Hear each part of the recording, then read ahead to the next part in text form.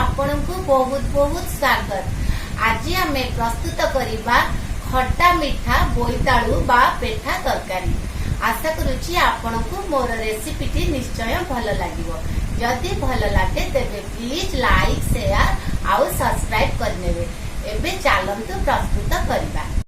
खट्टा मीठा बोईतालु तरकारी पाई आवश्यक सामग्री आधा केजी बोईतालु, आधा चामच पंचफुटण, आधा चामच तेंतुली रस, टिके कला जीरा, टिके मेथी, टिके अदा छेचा, 2 कुला रसुण आ गोटे कंचा लंका ठुएती मु छेचिकी रखिछि, आधा चामच लूण, आधा चामच हळदी गुंड, पानी, गोटे पियाज को मेथी काटिकी रखिछि, तेल, खंडे गुड़, आधा चामच लाल काश्मीरी मिर्ची पाउडर, टिके हेंगू, गोटे चामच जीरा धनिया गुंड, आधा चामच गरम मसला।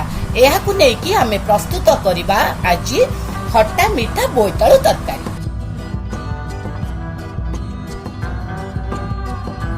प्यान बसेली, प्यान गरम हो गला।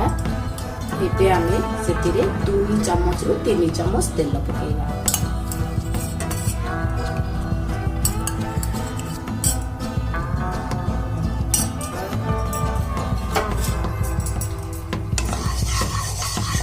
तेल को यहीपरी चारिआड़कू टिके करदबा। तेल गरम हो गलानी। एबे हमें मेथी दबा। मेथी आ कला जीरा बोईतालु तरकारी रे भल लागे। कला जीरा दबा आउ आधा चामच पंचफुटण दबा। फुटण फुटी गलानी।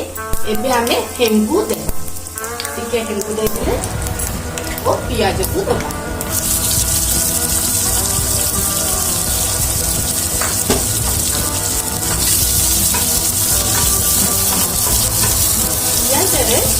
हमें आधा चामच लूण दबा एवं अदा छेचा दे।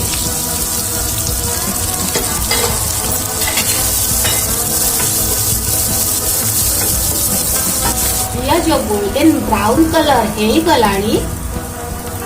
एबे आधा चामच टर्मरिक पाउडर, आधा चामच काश्मीरी चिल्ली पाउडर पके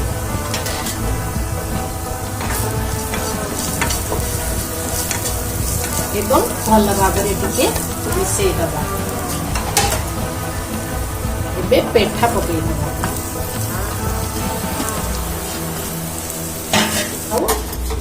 सेथिरे आधा चामच दबा गरम मसला गुंड, आधा चामच दबा जीरा धनिया गुंड।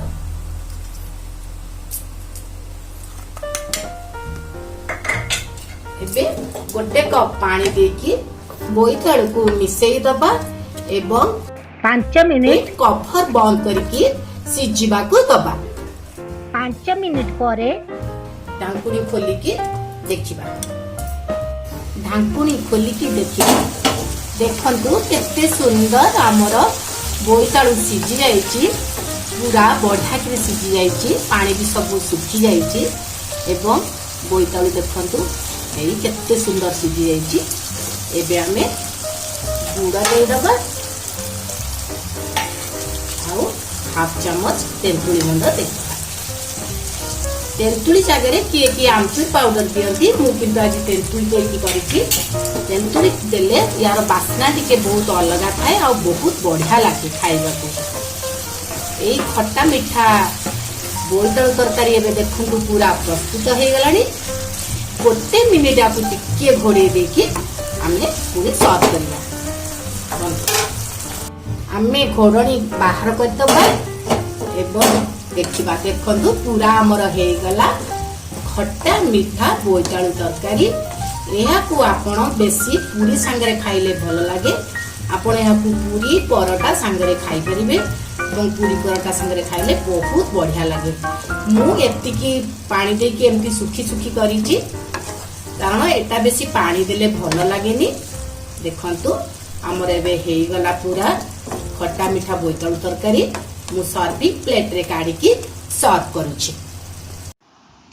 आशा करे मोर रेसिपीटी आपनको निश्चय भल लगिबो। प्लीज यूट्यूब चैनल रे बेल आइकन को क्लिक करी सब्सक्राइब करंतु, जहाँ द्वारा मोर लेटेस्ट रेसिपी रो नोटिफिकेशन आपण तुरंत पाइजिबे।